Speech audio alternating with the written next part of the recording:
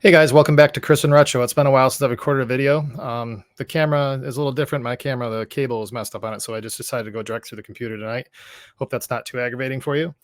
Tonight's video, I want to talk about high risk living and the notion of this show. It's closer than it appears. The total collapse is closer than it appears, and I've talked about this through a number of characters that I brought into the show. That's evidence of this. And in one case, I talked about the UFC fighter Conor McGregor. And there was a lot of argument on that episode where that he'd never fall, and that was better part of a year ago, and now he's completely unraveling, even with all that money. Now, I'm going to go through a few examples here tonight. I'm just going to kind of set the stage for what I'm talking about. When we live high risk living, no matter what we have insulating us around us, there's still a spiritual component to it. You're still eroding your life. You're still getting to a place where you are falling apart, whether you want to admit it or not. You still may have all the insulation of money and power and influence and all these things to help you along the way. I would argue it just makes the noose tighter. The more trouble you get into and the more you get out of, you never pay a consequence for it. So you continue to dig a deeper and deeper hole. At least that's what I've observed over my time. So we've had a number of high powered people with a lot of money. We started with Harvey Weinstein, the pervert, and the stuff that he pulled. He's now gone for life. And has illnesses that he'll die in prison. Jeffrey Epstein, more money than we know what to do with. Owned a freaking island, for God's sakes. He had all this other stuff going on, and he's dead. Everything fell apart. He had nothing going on, and he died in jail. P. Diddy, recently, Puff Daddy, massive pervert, basically a scumbag behind closed doors. His life is gone, and as of today, his legal team has terminated the relationship with him because of all the lawsuits coming in. He's financially in ruin.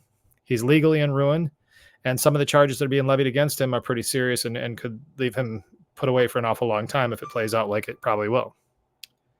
And then Conor McGregor, one of the most famous fighters of all time, one of the most lucrative fighters, most lucrative fighter in the UFC history, and is good for business, but yet he can't seem to stay out of his way. Another one is Johnny Bones Jones, a heavyweight champion, a light heavyweight champion, and then heavyweight champion.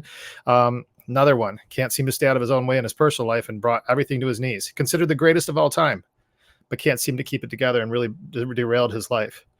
You know, the issue with Conor is that I'm seeing him unravel. He's got so much money and he's got so much opportunity to insulate himself. But if you look at the behaviors and how his life has gotten progressively worse, I mean, even 6 months ago, he had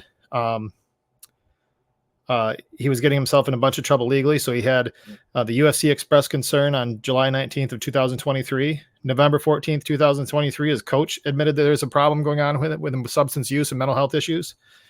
13 hours as of the day I did it, the Irish government was coming after him because of some stuff that he had done. The Irish government was coming after him. So when you got a government coming after you, got a big problems on that as well. There's rumors of him being tied to organized crime. His sister is dating a head of an organized crime family over in Ireland. He's got all kinds of speculation about his substance use disorder related to cocaine and alcohol, which is in a lot of ways seems to be pretty obvious for most. And whether it's recreational or not, I have no idea. But it does seem to be that he does it to excess.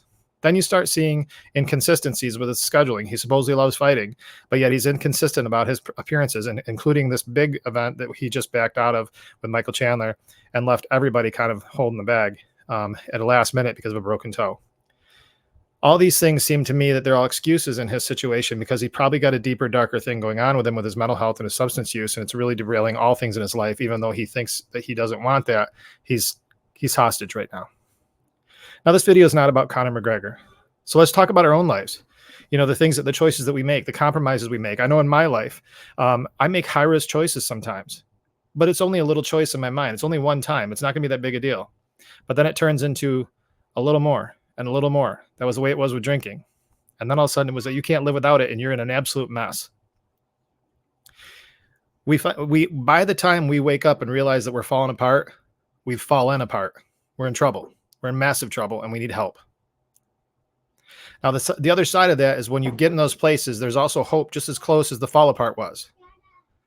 So what we want to try to do is make sure that those that we see in trouble is to provide seeds of hope and help and let them at least understand that there is a way out of this mess you're in. There's a way that you can stop now if you want to. Many times when we're in the throes of the beginning of addiction or we're living high risk living and we've gotten away with it for an awful long time, it's real difficult for us to snap out of it. Sometimes it does take the crashing halt. Not a friend of mine just the other day was struggling with addiction and basically replacing substances. So it started with heroin and cocaine, then it went to Adderall, then there was some Xanax involved, and it went into alcohol. And alcohol became the real derailer because it became a daily, all the time saturation of intoxication. And it got to the point where this person basically just said, I can't take it anymore. I need rehab. And so that's exactly what they did. Within 24 hours, they were in a rehab facility. Now that decision was made based on a lot of pain, a lot of trouble, a lot of loss, a lot of bad things happening, and a lifetime of addiction on top of it.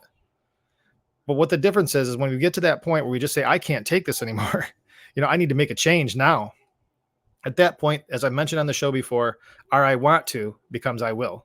And when I say I will, now I'm declaring to myself and others that I've got a problem that I need to address and I need your help, and I'm going to go forward and I'm going to go at this with everything I've got. Now I bring up these high-powered people, and I'm not bringing them up because I have any sympathy for them all. And the Harvey Weinstein, Jeffrey Epstein, and P. Diddy's element, I think they're disgusting human beings. And I think that they absolutely should get every stinking thing that they have coming to them, including the health problems that they've acquired and death in Jeffrey Epstein's case. That's all stuff they've earned by destroying women's lives. And in some case, minors. Conor McGregor, some of the rumors that I are not substantiated, but they are rumors, and he's had some charges related to sexual assault with women.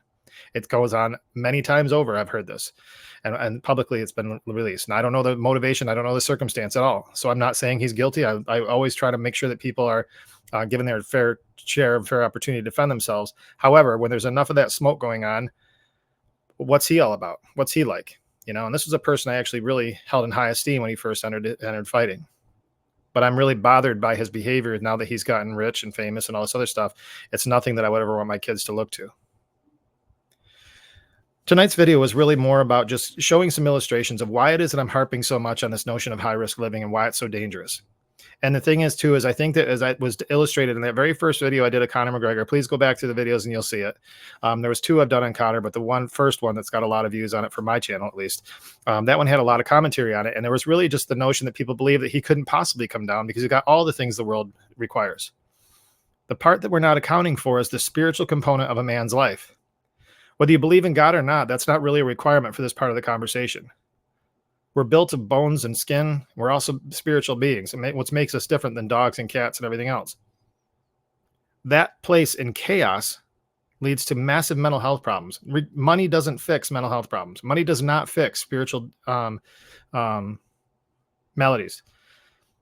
Our hearts and our minds related to our thought process relative to the spiritual component to us must be in line, or we can't do anything physically correct. We'll just wander, discontented, trying to fill those holes with everything from money to booze to drugs to women to whatever. I've been that person with that huge hole in my heart, and I filled it with all these crappy things, and it always left me empty. Today I sit before you as a person that's sober. Tomorrow I go and I do my last evaluation, and after 7 years, I'm going to be applying to get my license reinstated. It's an exciting time for me.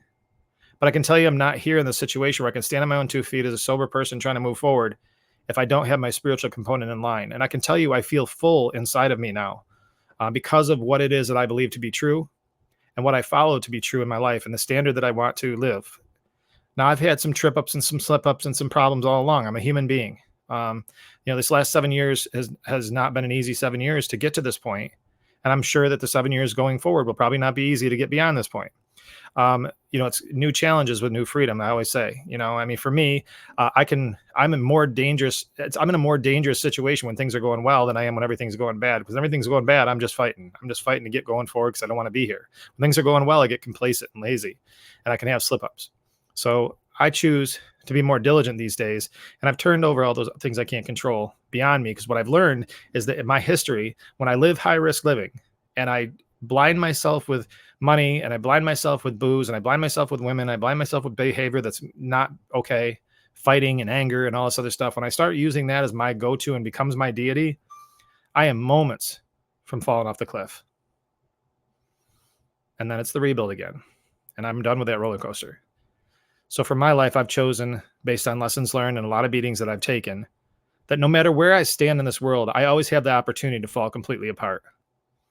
But what is sure is that if I have a foundation beneath me that says that physically and emotionally and with my actual being, I'm doing the work that I was made to be, I'm being diligent on my job, I'm being a faithful father and companion.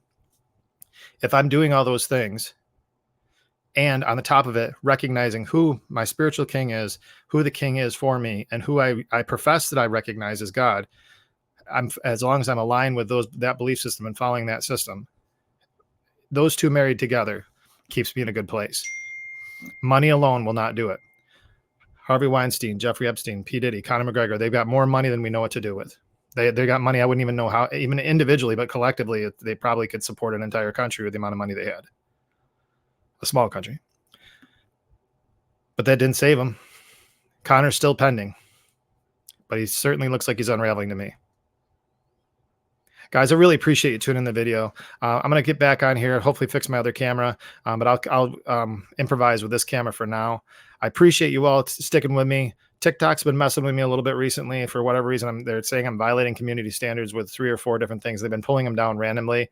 I still haven't got to the bottom of what that is, but TikTok, check it out. There's a lot of memes and inspirational stuff. That while it's the still Christian Retro platform, I want to make sure that I'm inspiring you daily with quotes and things that move me, and hopefully they move you as well. And sometimes I do daily journals that are little videos as well that might give you some new thoughts on life as I'm doing my journal in the morning. But I do appreciate your support of the channel. We've had a few new subscribers, even though I haven't been on here. I'll be back on here for a while. And I just want to say thank you for being part of this community. Thank you for the work that you're doing. Please be careful about how you're living your life, because life can collapse faster than you think it is. At the same time, if you're in a desperate situation, you're watching this show right now, I promise you with all of my heart, hope is right around the corner if you keep moving forward. If you stay in the mud and you stay saturated in your substance and you stay in the circumstances that you're in, you won't find hope. But move forward and move beyond it, no matter how scary it is. And hope is there, and it's baffling how healing it is to move beyond your circumstance. Thanks again for tuning in. I'm going to stay out of trouble.